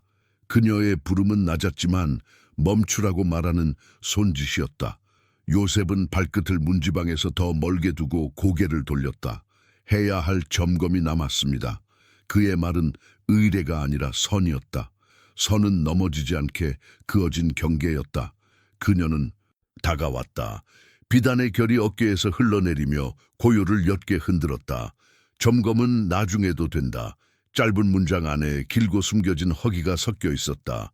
그녀의 눈동자는 말로 담지 못한 시간이 번들거렸다. 아무도 묻지 않은 질문, 누구에게도 건네지지 못한 천. 가까워진 거리만큼 방의 공기가 좁아졌다. 요셉은 반 걸음 물러섰다. 여기는 주인의 집입니다. 그녀는 미소와 한숨 사이에서 멈췄다. 그래서다. 나는 이 집의 안주인이다. 말과 말 사이의 작은 틈에서 그는 위험을 보았다. 호칭이 방패처럼 올라갈 때 그 방패는 종종 칼이 된다. 그녀의 손끝이 비단 위로 스치고 그 손끝이 잠깐 공중에서 떠 있었다. 나와 함께 있으라. 중얼거림이 아니라 명령이었다. 요셉의 목젖이 아주 작게 움직였다. 주인께서 나에게 맡기신 모든 것은 주인께 속합니다. 나는 여기에서 하지 말아야 할 일을 하지 않겠습니다. 그의 말은 길지 않았으나 말의 안쪽에는 무릎처럼 단단한 결심이 있었다. 그녀는 한숨처럼 웃었다. 나의 말도 주인의 말이다. 고요가 더 낮게 깔렸다. 방 안의 물병 속 작은 기포가 올라왔다가 바로 사라졌다. 그 사라짐처럼 그녀의 주저도 사라졌다. 그녀는 바람보다 빠르고 빛보다 조용하게 한 걸음 더 다가섰다. 손이 요셉의 옷자락에 닿았다. 천의 섬유가 손금에 걸리며 짧은 소리를 냈다. 지금, 여기. 그 순간 요셉은 결심을 발로 옮겼다. 몸을 틀어 문 쪽으로 방향을 바꾸고 옷자락에서 어깨를 빼냈다. 비단과 아마가 서로를 스치며 얇은 비명이 흘렀다. 옷의 한 부분이 그녀의 손에 남았고 그의 몸은 문지방을 넘어 달렸다. 바닥의 먼지가 발 뒤꿈치에 붙었다가 공중으로 흩어졌다. 복도의 공기가 길게 갈라졌다. 남은 것은 옷과 침묵이었다. 그녀의 손에 요셉의 옷이 있었다. 아주 가벼운 천이었지만 그 무게는 갑자기 방 안의 모든 것을 아래로 끌어내렸다. 그녀의 얼굴에 스쳐 지나간 것은 분노만이 아니었다. 거절의 상처가 만든 뜨거운 모욕. 모욕은 재빠르게 언어를 찾는다. 그녀는 등을 곧게 세웠고 숨을 크게 들이켰다. 그리고 목을 찢는 소리로 외쳤다. 사람들아, 안채의 침묵이 급히 달아났다. 시녀들이 먼 곳에서, 하인을 부르는 종이 가까운 곳에서 발소리가 여러 갈래로 모였다. 그녀는 손에 움켜쥔 옷을 높이 들었다. 천은 증거가 되었고 증거는 이야기를 만들었다. 히브리 사람이 우리를 모욕하려 들어왔다. 목소리는 떨렸지만 불어떨리는 떨림이었다. 나는 소리를 질렀고 그는 이 옷을 내 곁에 두고 도망쳤다. 숨가쁜 발끝들이 문지방 앞에 섰다. 눈들이 그녀의 손, 천에 올 바닥의 흔적을 따라 움직였다. 하인의 시선은 서로를 잠깐 스쳤다가 곧 한 방향으로 모였다. 두려움, 당황, 안도의 거짓, 모든 표정이 섞였다. 누구도 먼저 반박하지 않았다. 주인의 안채에서 안주인이 들려주는 이야기는 곧 규범이 된다. 규범은 사실을 덮는 이불처럼 따뜻하고 무겁다. 그녀는 옷을 접지 않았다. 접으면 칼날이 무뎌진다. 펼쳐진 천은 더 많은 눈을 묶고 더 많은 입을 닫는다. 주인님께서 돌아오시면 그대로 말할 것이다. 그녀의 목소리는 처벌의 그림자를 미리 깔았다. 사람들의 어깨가 한꺼번에 내려앉았다. 누구도 질문을 길게 붙이지 않았다. 의심은 그 자리에서 숨을 쉬지 못했다. 집은 오후 내내 들뜬 정막에 잠겼다. 보고에서는 한 곳에서 막혔고 수군거림은 가장 얇은 통로로만 흘렀다. 요셉은 바깥길에서 멈추지 않았다. 그는 마굿간 쪽으로 돌지 않았고 우물가에 서지도 않았다. 자신이 전달해야 할 보고와 확인해야 할 봉인이 있었지만 그는 그 어느 군대에도 발을 오래 두지 않았다. 돌아오지 못할 것을 알았기 때문이 아니라 돌아오지 말아야 할 것을 알았기 때문이었다. 그가 남긴 것은 아침의 장부와 전고 전의 침묵뿐. 해가 기울 무렵 마차 바퀴 소리가 대문 앞에서 멎었다. 보디발이 돌아왔다. 먼지의 냄새와 쇠의 냄새가 함께 들어왔다. 대문이 열릴 때 나는 낮은 금속성 울림을 그의 귀는 놓치지 않았다.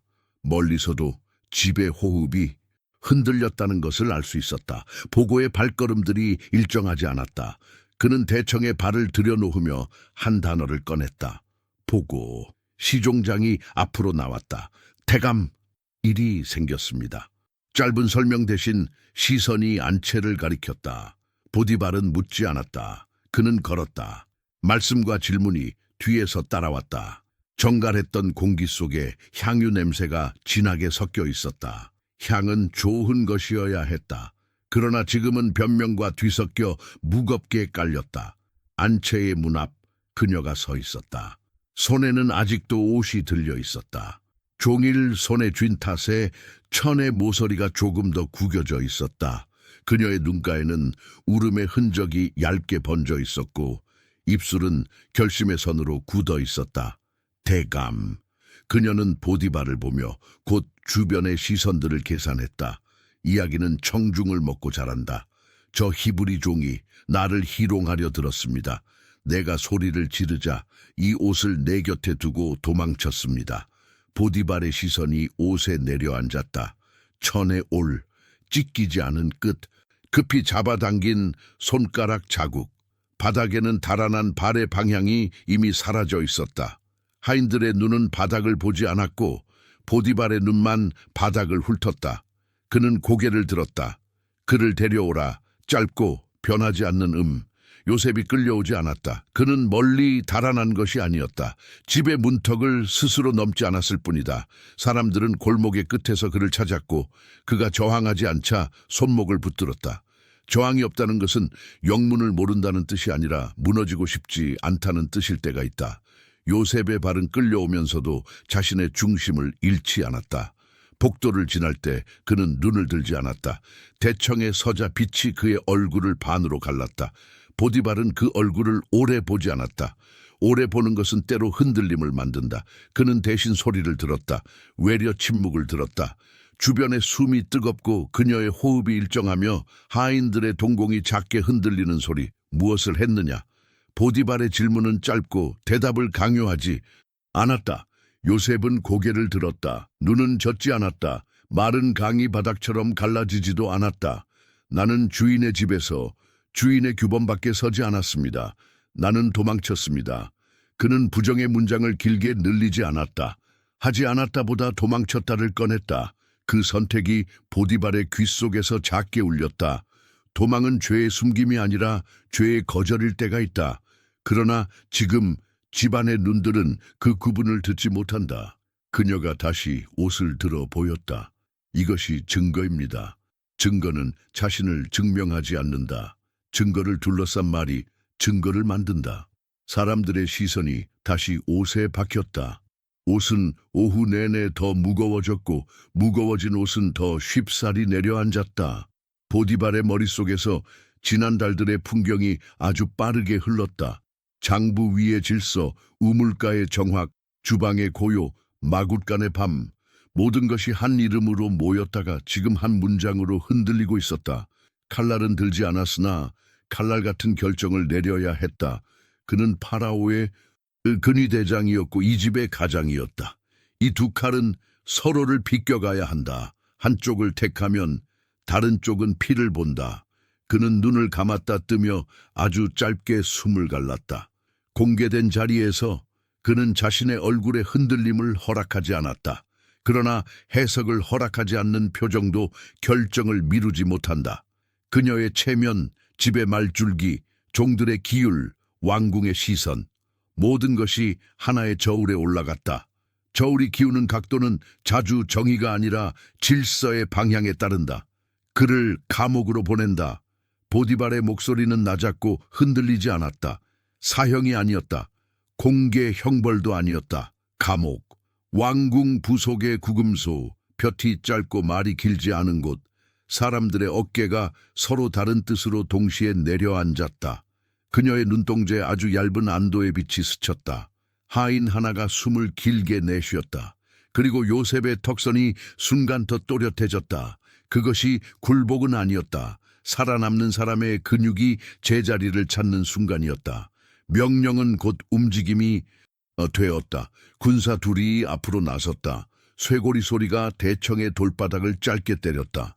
요셉의 손목에 쇠가 닿는 사이 보디발의 시선이 마지막으로 그에게 갔다. 아무 말도 하지 않았다. 그의 침묵은 의심의 침묵이 아니라 단념의 침묵도 아니었다. 그 사이에 아직 이름 붙일 수 없는 침묵, 나중의 생각을 위해 남겨둔 침묵. 집에 문이 열리고 저녁 바람이 스며들었다. 사람들의 발은 바깥으로 향했다. 감옥으로 가는 길은 복잡하지 않았다. 단지 길었다. 걸음 사이사이에 낮에 부서진 고요의 파편이 아직 떠 있었다. 등 뒤에서 누군가 기침을 했다. 그 기침은 끝나지 않는 이야기의 첫머리처럼 짧았다. 보디발은 대청 한가운데 홀로 남았다. 옷, 그 얇은 증거가 아직 안채에 있었다. 그는 안으로 들어가지 않았다. 그의 발은 돌바닥의 미세한 균열을 느꼈다. 낮에는 보이지 않던 금이 저녁빛에서 얇게 드러났다. 잠깐, 아주 잠깐 그의 눈썹이 안쪽으로 모였다. 곧 다시 펴졌다. 그는 궁정의 사람답게 얼굴을 비웠다. 그날 요셉은 감옥으로 내려갔다. 사람들의 소리는 가라앉았고 집의 향기는 이전과 같은 모양으로 돌아온 듯 보였다. 그러나 돌아온 것은 모양뿐이었다. 집은 그날의 소리를 기억했다. 돌바닥도 문지방도 접히지 않은 옷도 보디발은 아무 말도 하지 않았다. 그 침묵은 아직 끝나지 않은 생각들을 위한 자리였다. 그리고 그의 결정은 집의 질서를 지키기 위한 가장 조용하고 가장 무거운 칼날이었다. 밤이 내려앉은 궁성의 벽은 낮보다 더 두꺼워 보였다. 그러나 보디발의 귀에는 벽이 얇았다. 두께와 얇음은 돌의 문제가 아니라 마음의 문제였다. 그는 대청의 한가운데 홀로 서 있었다. 낮에 쏟아진 말들이 바닥의 금처럼 얇게 남아 있었다. 증거, 옷, 말, 비명, 눈, 흔들림. 단어들은 서로 맞물리지 않았다. 맞물리지 않는 것을 맞물리게 하는 일, 그게 그의 날이었다. 그러나 오늘 밤 맞물리지 않는 틈은 쉽게 닫히지 않았다. 그는 손바닥으로 칼자루를 더듬었다. 칼은 여느 때처럼 조용했으나 조용함이 답이 되어주진 않았다. 왕궁의 규범은 명예를 바로 세우려 한다. 집의 규범은 질서를 먼저 세우려 한다. 명예는 불처럼 타오르고 질서는 물처럼 고인다.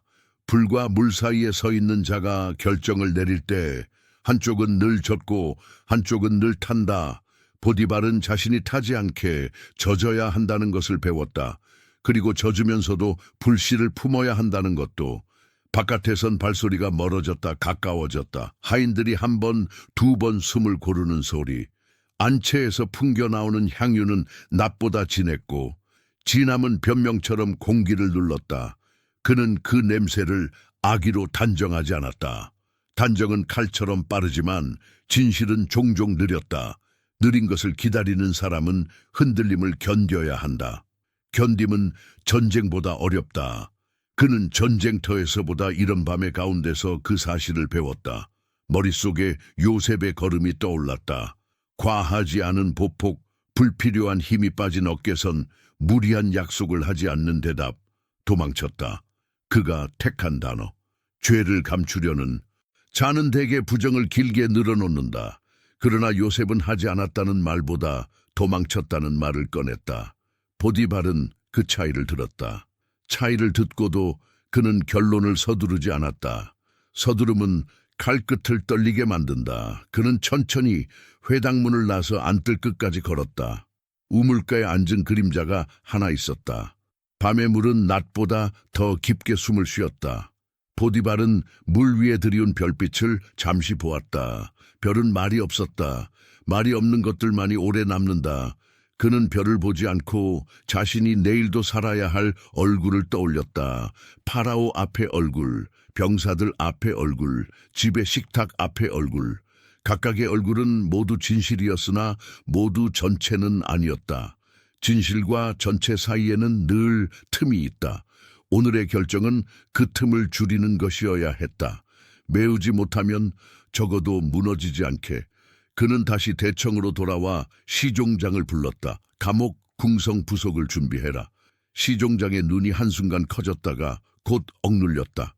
명 받들겠습니다. 그는 더 묻지 않았다.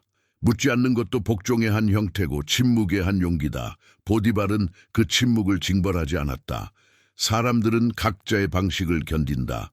요셉이 앞에 섰다. 쇄골의 차가움이 손목에 고여 있었으나 그의 눈에는 두려움 대신 결심이 있었다. 보디발은 그 결심을 칭찬하지 않았다. 칭찬은 때때로 사람을 흔들게 한다. 네가 말한 것은 들었다. 그는 짧게 말했다. 그리고 다른 말들도 들었다. 말과 말이 부딪히면 보통은 소리가 난다. 오늘 밤의 말들은 부딪히며 소리를 내지 않았다.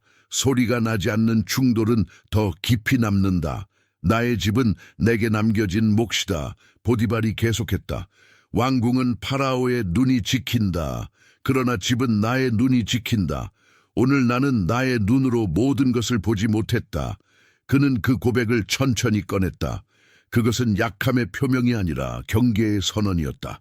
그래서 나는 칼을 반쯤만 뽑는다. 사형도 아니고 공개의 수치도 아니다. 감옥. 시간이 너와 너의 말 그리고 다른 말들을 가를 것이다. 요셉은 고개를 숙였다. 억울함이 말로 터져 나올 법한 자리였다. 그러나 그는 말 대신 호흡을 골랐다. 한 번 들이쉬고 두 번 내쉬었다. 얼굴이 어둠 속에서 선명해졌다. 선명함은 빛이 아니라 선의 문제다.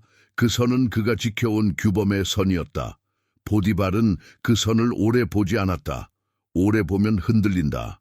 그는 결정을 지키기 위해 시선을 줄였다. 그때 안채의 문이 아주 미세하게 움직였다. 그녀의 그림자가 기둥 뒤로 스쳤다. 보디발은 돌아보지 않았다. 돌아보는 순간 결정의 얼굴은 표정이 된다. 표정은 빠르게 읽히고 읽히는 것은 곧 약점이 된다. 그는 오랫동안 배운 대로 침묵으로 결정을 지켰다. 감옥으로 내려가는 길은 왕궁의 회랑과 마주 달랐다. 회랑의 돌은 낮의 발소리를 기억하지만 감옥의 돌은 밤의 호흡을 기억한다. 문이 하나 열릴 때마다 바람이 한 겹 낮게 깔렸다. 군사 둘이 앞섰고 요셉이 뒤를 따랐다. 보디발은 가장 뒤에서 걸었다. 그는 발과 발 사이에 간격을 들었다. 급하지 않은 두 사람, 흔들리지 않는 한 사람. 그 균형은 묘하게도 안도를 주었다. 이 걸음은 아직 내 집의 걸음이다. 그는 자신의 마음이 속으로 중얼거림을 허락했다. 감옥의 문은 짧은 소리를 냈다. 쇠소리에는 늘 두 가지 뜻이 있다. 다침과 보존. 다치는 것은 자유고 보존되는 것은 질서다. 오늘 밤 그는 보존을 택했다. 보존이 언제나 옳지는 않다. 그러나 가끔은 유일하다. 유일함이 늘 옳지 않다는 것도 그는 안다. 삶과 선택의 틈에서 사람은 늙는다. 감옥지기가 나와 자세를 낮췄다. 보디발은 요셉을 바라보았다. 여기서도 질서를 지켜라. 짧은 문장. 요셉은 대답했다. 어디서든 질서는 사람을 살립니다. 발음은 여전히 완벽하지 않았고 그 불완전이 오히려 문장을 더 단단하게 만들었다. 보디발은 고개를 끄덕이지 않았다. 끄덕임은 약속이 된다. 그는 약속을 남발하지 않았다. 문이 닫히고 발걸음들이 다시 돌 위에 올라왔다. 돌아가는 길의 바람은 오던 길과 다르게 불었다. 바람의 방향이 아니라 마음의 방향 때문이었다. 군사들은 명령을 완수한 발로 걸었다. 보디발은 결정을 짊어진 발로 걸었다. 짊어진다는 건 무겁다는 뜻이 아니라 오래 간다는 뜻이다. 오래 가는 것만이 집을 지킨다. 그는 그 믿음을 오늘도 선택했다. 집 앞에 이르자 밤의 등잔이 매달려 있었다. 빛은 바람을 이기지 못했으나 꺼지지도 않았다. 그는 대문턱에서 한 번 멈춰 섰다. 안채 쪽에서 기척이 사라졌다. 향유의 냄새는 희미해졌고 돌바닥의 냄새가 더 진하게 올라왔다. 낮에 생긴 금이 밤의 빛에서 다시 얇게 드러났다. 그는 손가락으로 금을 만지지 않았다. 금은 만진다고 메워지지 않는다. 내일 다른 방식으로 보수해야 한다. 말로가 아니라 흐름으로. 그는 대청으로 들어와 가장 높은 기둥 옆에 서 있었다. 오늘의 보고는 끝이 났다. 그러나 생각의 보고는 끝나지 않았다. 만약라고 시작하는 가정들이 머릿속을 스쳤다. 그는 그 가정들을 오래 붙들지 않았다. 붙들수록 지금의 결정을 배반하게 된다. 대신 그는 내일의 작업을 생각했다.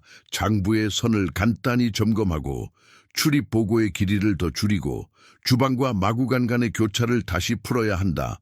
질서가 무너지지 않게 사람들이 내일도 같은 보폭으로 걷게.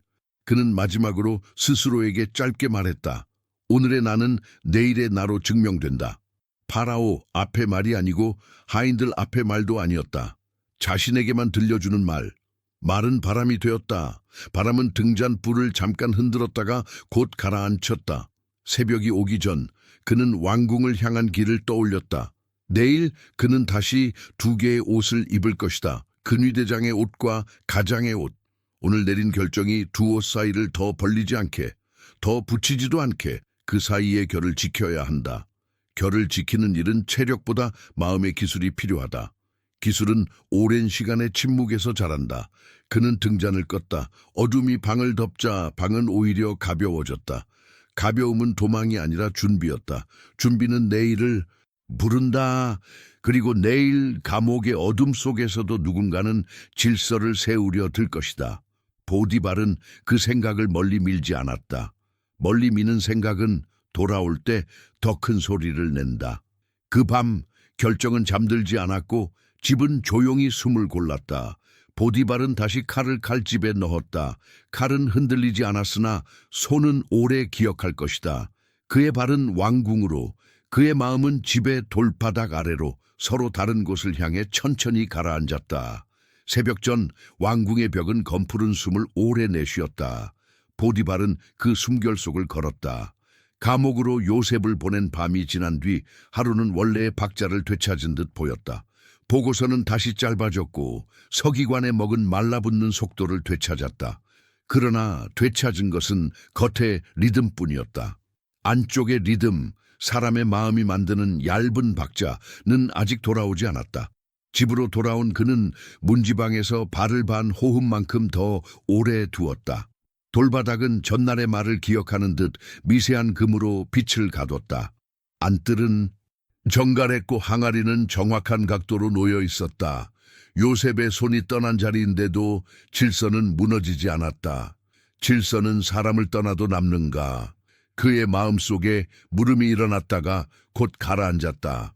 제대로 세운 질서는 사람의 손을 떠나도 어느 정도는 흐른다. 그가 오랜 세월 배운 사실이었다. 다만 그 질서를 낳게 한 사람의 그림자는 쉽게 지워지지 않는다. 그날 오후 감옥에서 짧은 보고가 올라왔다. 새로 수감된 히브리 청년이 일거리를 정리하고 재고를 묻고 감옥지기의 부담을 덜어줌. 보디발은 파피루스를 말아준 채 눈을 감았다. 장터에서 처음 그를 보던 순간의 눈빛, 겁을 밀어내는 조용한 통제, 이 머릿속에 다시 뜨거웠다. 어디서든 질서를 세우는 자, 그의 생각은 길지 않았다. 대신 다음 보고를 기다렸다. 기다림은 답을 만든다. 며칠 뒤 또 다른 소식이 전해졌다. 감옥의 작은 분배표가 바뀌어 낭비가 줄고 수감자들의 불필요한 말다툼이 줄었다는 보고였다. 보디발은 질문하지 않았다. 누가 바꿨는지 묻지 않아도 알 수 있었다. 그는 서명을 아끼고 장부에 표시 하나만 남겼다. 감옥, 안정, 짧은 단어. 그러나 그 단어가 그의 마음속에서 만들어내는 결론은 짧지 않았다. 질서는 장소의 문제가 아니다. 사람의 문제다. 밤이 되면 그는 안채의 앞을 지나가며 발을 늦췄다.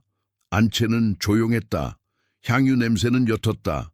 시간은 그날의 소란을 표면에서 걷어갔지만 표면을 벗겨내면 여전히 말의 부스러기가 남아있었다. 그는 문을 열지 않았다.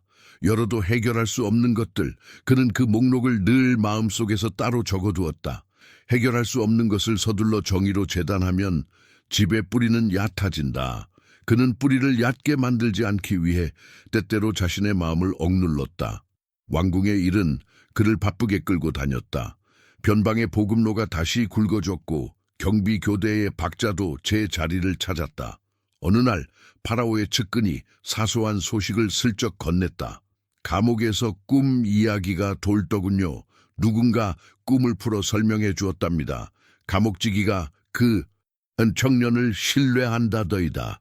보디발은 그 소식에 고개를 들지 않았다. 그러나 눈빛은 한번 흔들렸다.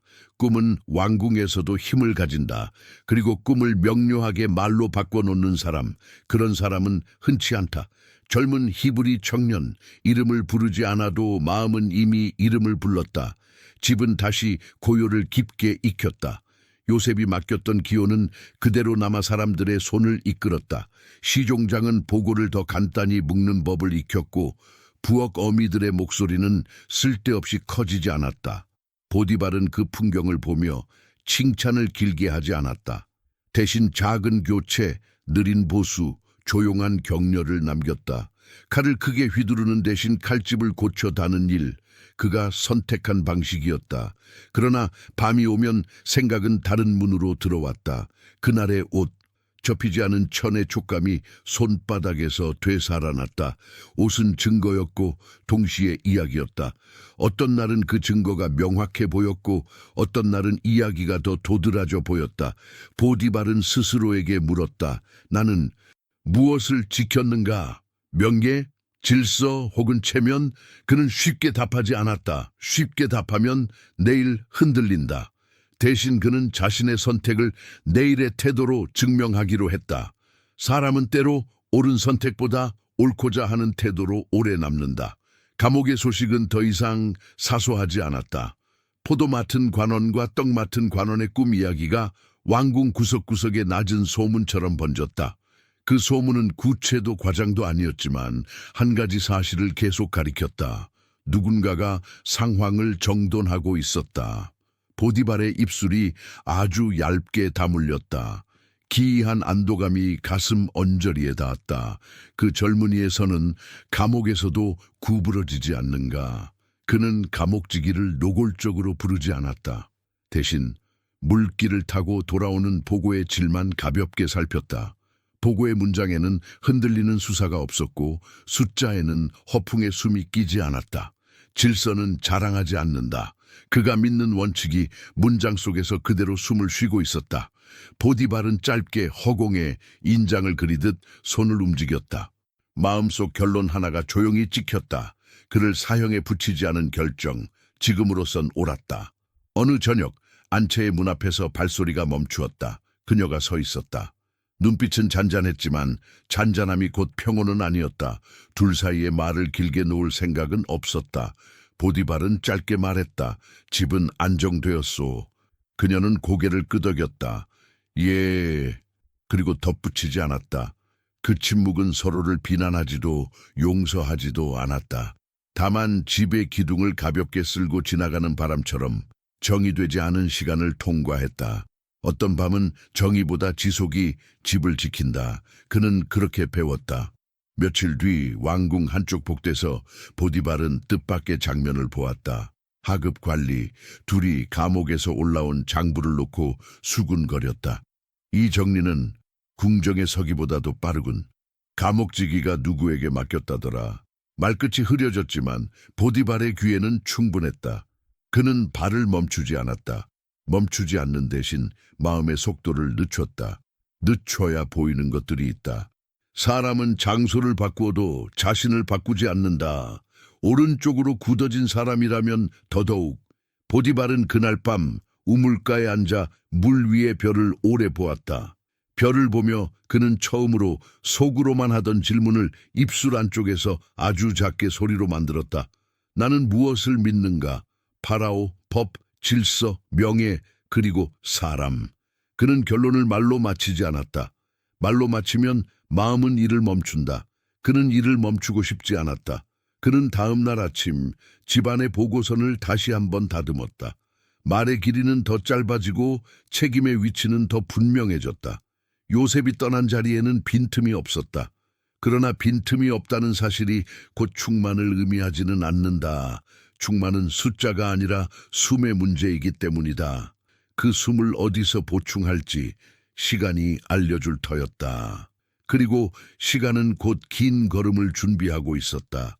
이후의 일은 훗날 왕궁 전체가 알게 될 것이다. 꿈이 왕을 흔들고 그 꿈을 말로 묶는 자가 왕을 돕게 되는 날. 그러나 지금 보디발의 장에서는 거기까지 나아가지 않는다. 그는 다만 자기 장장의 마지막 문장을 조용히 마무리했다. 진실은 종종 늦게 온다.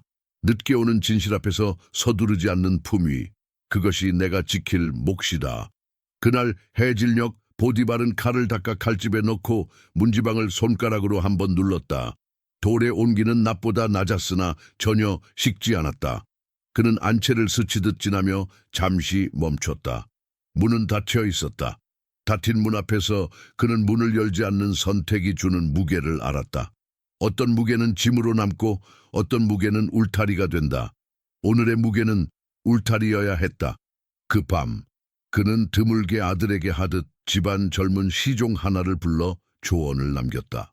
사람을 볼 때 말보다 습관을 보아라. 습관은 사람의 그림자다. 낮에도 밤에도 거짓말을 하지 않는다. 젊은 시종은 깊이 고개를 숙였다. 짧은 가르침이 집의 먼 곳으로 번졌다. 등잔불이 마지막으로 작게 떨리고 방이 어두워졌다. 보디발은 눈을 감았다. 오늘의 나는 내일의 질서로 증명된다. 그는 그 문장을 마음속에서 한 번 더 눌러 찍었다. 감옥의 어둠 속에서도 어떤 눈은 흐림없이 서 있을 것이다. 그는 그렇게 믿었다.